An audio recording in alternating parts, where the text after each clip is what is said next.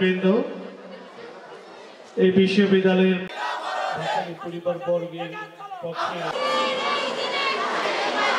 Officers অ্যাসোসিয়েশনের পক্ষ থেকে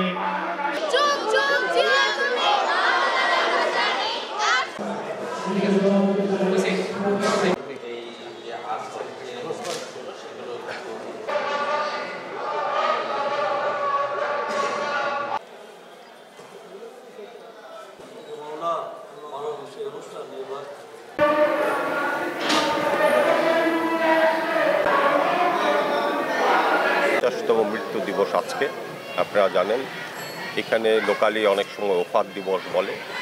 এই দিবসকে উপলক্ষে প্রতি বছরই আমরা মাওলানা ভাসানী বিজ্ঞান ও প্রযুক্তি বিশ্ববিদ্যালয়ে নানান আয়োজন করে থাকি, তাকে শ্রদ্ধা নিবেদন করি, তাকে আজকের এই দিনে আমরা গভীর শ্রদ্ধা ভরে স্মরণ করি। আপনারা জানেন মাওলানা ভাসানী মজলুম জননেতা ছিলেন, তিনি ন্যায়ের পক্ষে কাজ করেছেন, অন্যায়ের বিরুদ্ধে সংগ্রাম করেছেন, মজলুমের পক্ষে থেকেছেন সারা জীবন। উনি সাধারণ জীবনযাপন করেছেন, কোনো আয়েসে জীবনযাপন করেননি এবং উনি নির্লোভ ছিলেন, দুর্নীতি থেকে মুক্ত ছিলেন।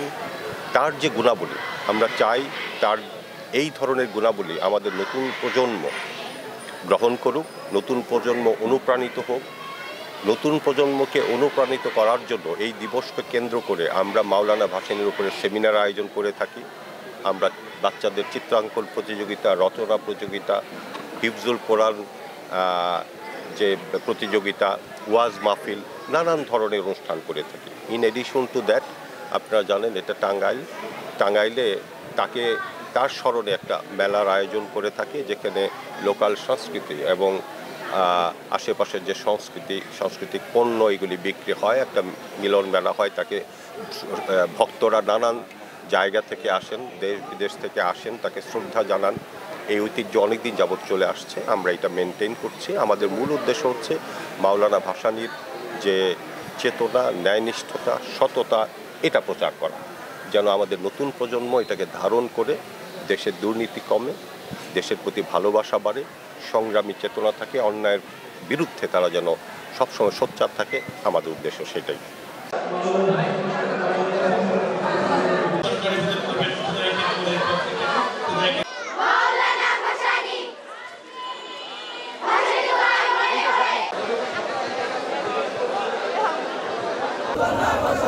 সন্ত্রাসের ভাষণ নিয়ে, মজলুমের ভাষণ নিয়ে